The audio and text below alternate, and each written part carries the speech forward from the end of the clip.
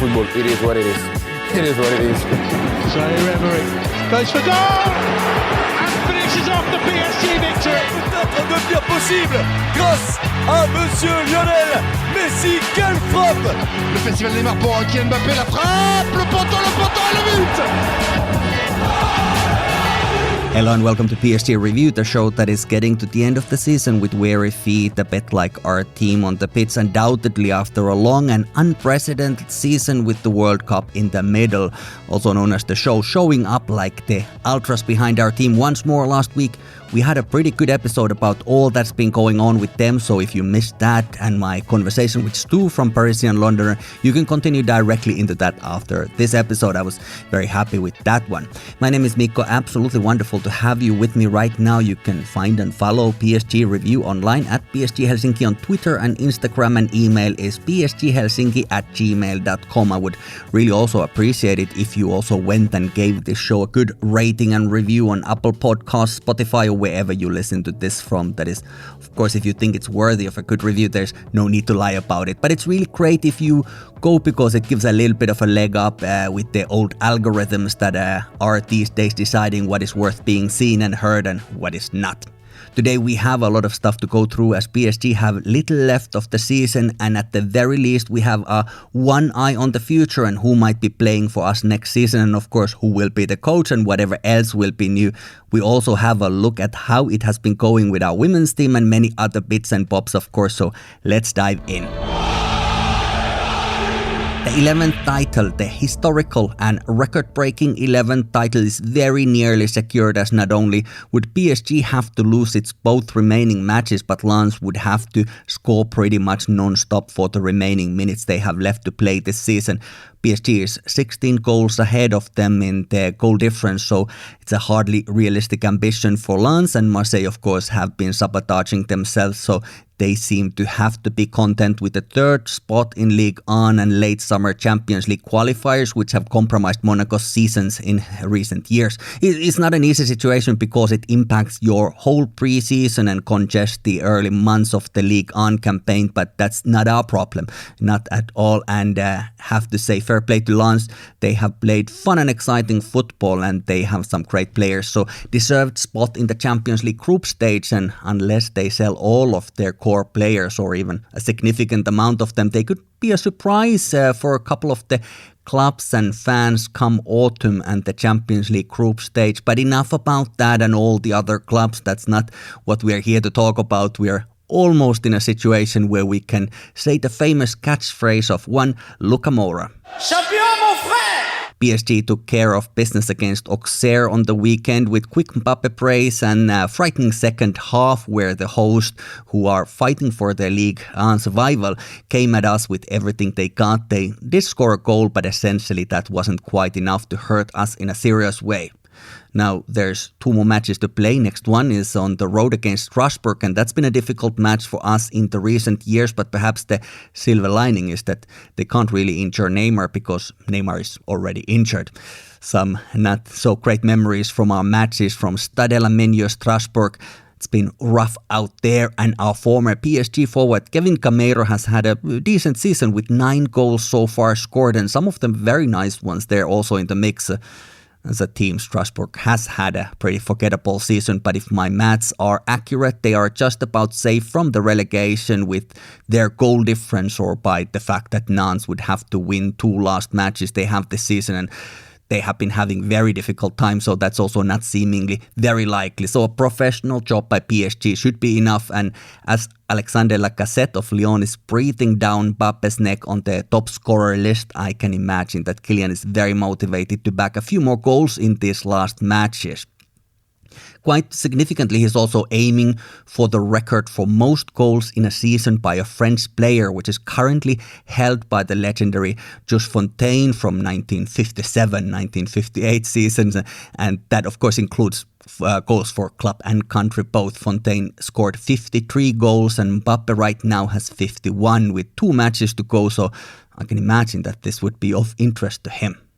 Fingers crossed for a few more goals, and it seems certainly possible. Against Auxerre, Mbappe needed 8 minutes to score 2, so we will see. In Ligue 1, he currently has 28 goals, so crossing that impressive line for 30 might also be in the books. Certainly so we hope. At least we can say it's something that I can imagine happening. The last match of the season will be then against Clermont, who have been in a reasonable form, but they won't have much to play for as they are currently 8th in the league and far from the relegation, but also far from the European football for next season. I will be at the park for that match, so that's something that I'm looking forward to, needless to say, very much.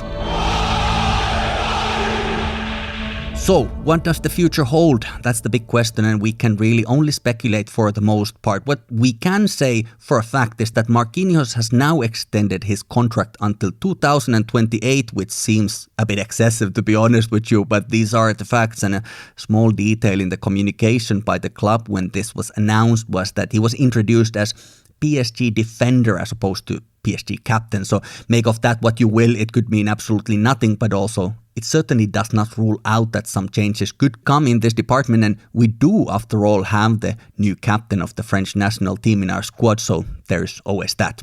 But as a player, Marquinhos will be part of the operation until the foreseeable future. Everything else is a little bit up in the air.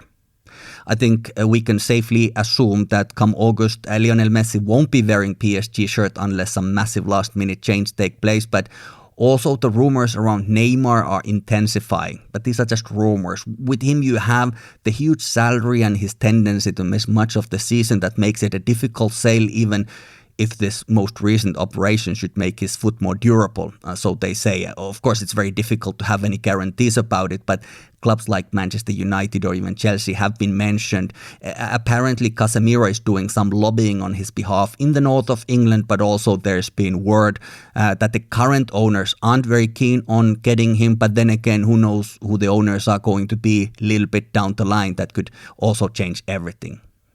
Some reports are suggesting that Neymar himself is not dead set on staying or going. It could happen, but it could as easily not happen even if Campos would want it to go through, I guess.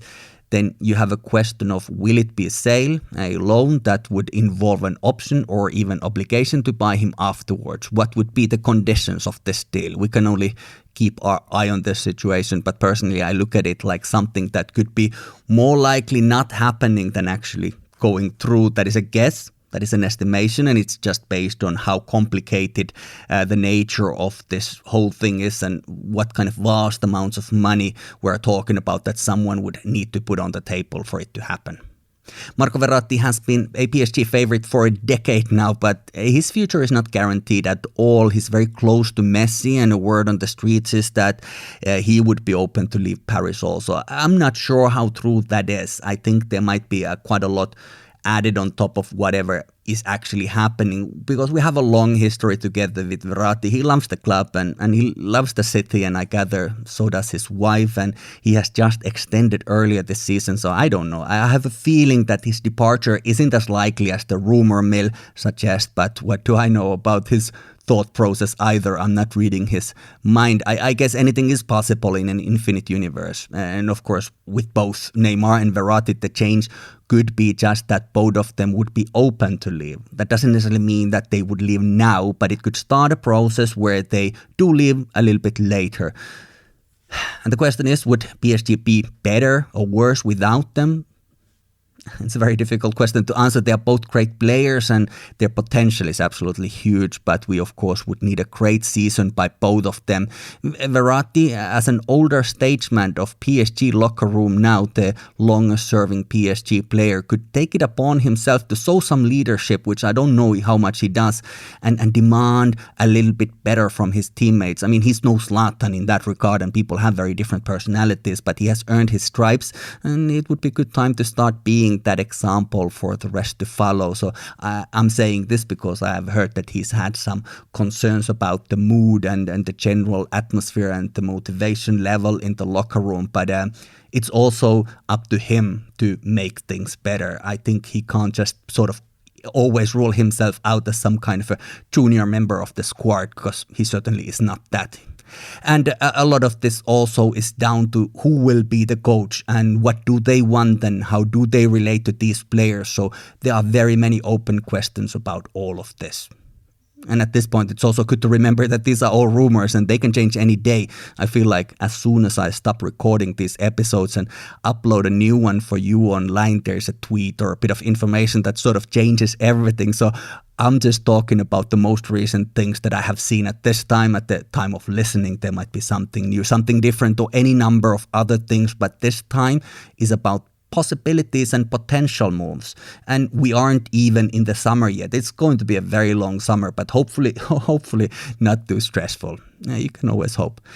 Some of the names mentioned on the wish list, and I must stress that this is a kind of a wish list as far as incoming players are, for defense names like Emerick Laporte, Luca Hernandez, Evan Dika and Fikayo Tomori. For midfield, there are mentions of names such as Manu Kone, Keprem Thuram, which I absolutely love, Yusuf Fofana and Ismail Sangare. More attacking options are very own Titi Parisien, Moussa Diaby, also Michael Olise from Crystal Palace, Lyon's Ryan Cherki, and of course Bernardo Silva from Manchester City, and finally strike force Victor Osimhen, Randal Colomwani or even Harry Kane. This is reportedly at least a partial wish list. There's no need to get overly excited or worried about any of those names, but they are just names that have been mentioned, and it's not like all of them would come even in the best case scenario, but some amongst them might come. And there might also be new names. Things change very quickly, but this at this particular juncture, these are the names that have been mentioned. You never know how it's going to go.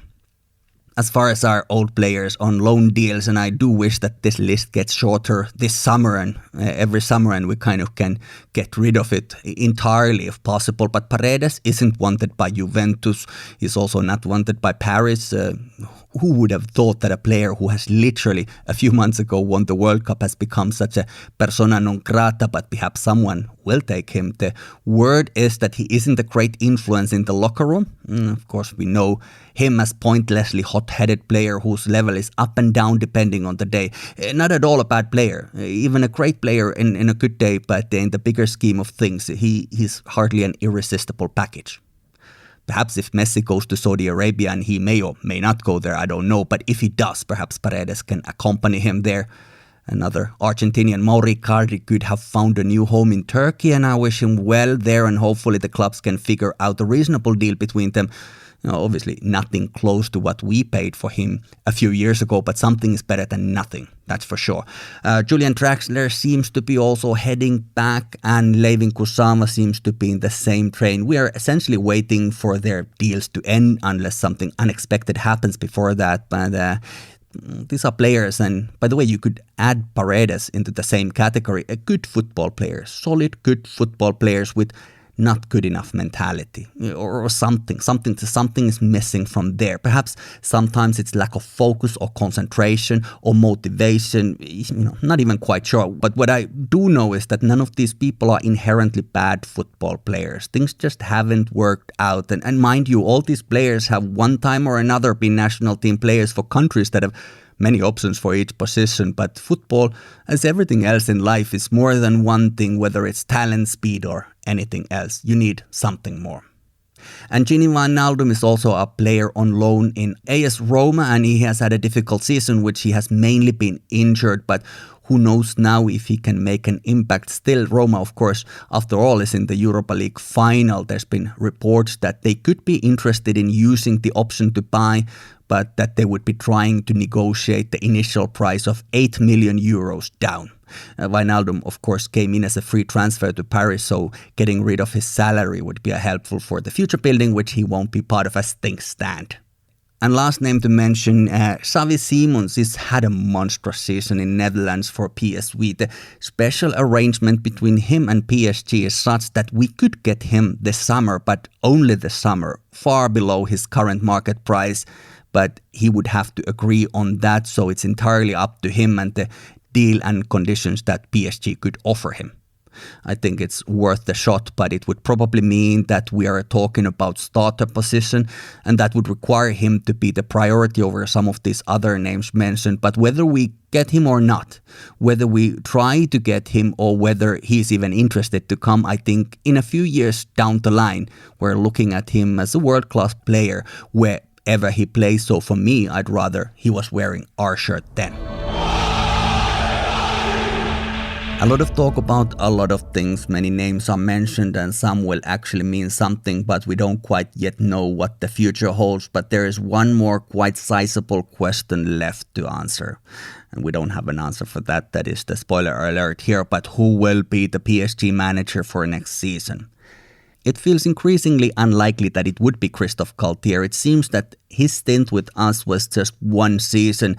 He had a difficult second part of the campaign. The first part went very well. The only thing you can criticize from last autumn was that we didn't win the Champions League group stage, which could have changed the trajectory of the whole season. But of course, there's no guarantee that it would have necessarily happened, even if we would have won it, because it hasn't been going so well during this spring, so we could have easily been knocked out by a lesser team than Bayern Munich. But there's also a case of these allegations that were made against him, against Galtier from his previous job at Nice. They have not been mentioned after they came out in a press, and this is one of those things that always bother me a bit. How can something be such a scandal in a press, but then there's no follow-up? It sort of means that either the allegation had no substance or not significant substance behind them, which then is very cynical phenomenon to drag him in the mud for nothing. Or alternatively, if the allegations are true, then there's no consequences for him, or certainly not for the time being, other than the trial by tabloids that has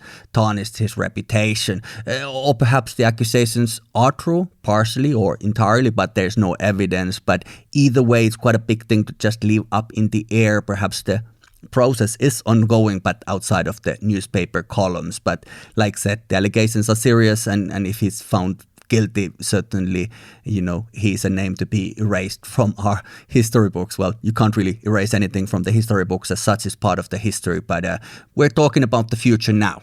The pool of potential managers is fairly small, and of course things can still change, but the name that has been mentioned more than others is certain Jose Mourinho. Now, I don't know what feelings the very idea of him coming to Paris brings up in me. Doubt and trepidation, sure. A little bit of excitement. On a good day, yes. Mourinho is one of the leading managers of his generation. The question is he still on that top level? Of course, he's been doing very well with Roma in Europa League, and he has a very much good CV when it comes to these European competitions and even all the other competitions, of course. But he also brings with him a certain drama. Now, PSG is not short of drama as it is. Perhaps this two would somehow magically cancel each other out. Perhaps he is the type of player manager who could bring out the best from our stars and promising players. Perhaps his presence would command respect in the locker room. Who knows? It feels to me that with him it could be absolutely amazing or utterly nightmarish, but my imagination isn't quite good enough to see any alternatives in between those two things. It's kind of all or nothing situation. It would feel like a risk to me, but perhaps in the final analysis, it is risk worth taking. Thiago Motta, of course, is our former player and former coach of our youth team, and he has been doing very well in Serie A as a manager of Bologna. He is still very untested in the big team, so it would be a risk perhaps to hire him, but then any recruitment has its own risks. There's no such a thing as a risk-free recruitment, especially when we're talking about the coach. There aren't any sure shots. That's just the way that it is. But there's also a reasonable view that he could work on his craft still a little bit more in less pressurized environment for some time before stepping into the very stressful shoes of the PSG coach.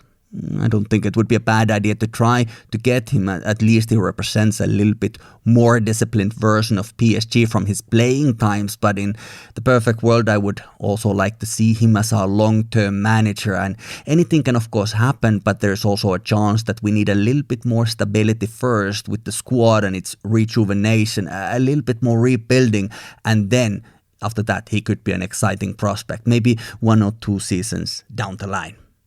Zidane rumors never really seem to die, not entirely, but they also haven't been really substantiated. And of course, there are some other names and some more might pop up as the manager merry-go-round turns in European football. But taking this particular job isn't easy. It's not for the faint-hearted, and now the club needs to be careful with the next step, because whatever happens, 1 year ago we were in this identical situation with our manager, and I can only wish that we won't have to have the same exact conversation 1 year from now. PSG women's team are one match short of completing another campaign, and it has not been an easy season. Women's football in general has been having tons of very serious long-term injuries this year, and PSG hasn't been spared from those either. I remember very well 1 year ago as Mbappe had extended on the men's side. I remember being very nervous about what will Marie-Antoinette Cateau to do, and I was overjoyed when she too extended at Paris. I don't mind saying it as my sincerely held opinion and belief that she is the best striker in women's football, but the excitement soon turned somewhat sour as she injured herself last summer during the Euros in England, where she was playing with the French national team. She has very literally missed the entire season.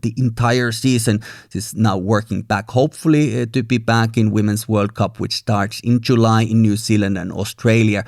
Whether she will make the cut or not, we will see. But beside her long-term absence, we have also had difficultly timed injuries for Gadi Diani and our main central defender, Polina Dudek, who has also been absent almost the entire season. And on top of them, another starting centre-back, Amanda Ilsted, has been largely unavailable. So all this combined with some sort of mismanagement of last year's new players, some of them who have hardly seen any minutes on the pitch. It's been tough going, and last time I was talking how they were still competing for 2 trophies.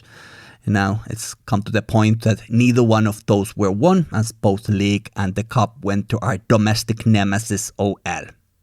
The manager, Gerard Brecheur, has done a lukewarm job at best, and his selections sometimes are very mysterious. I'm not personally very attached to the idea that he should continue, and I think he might not.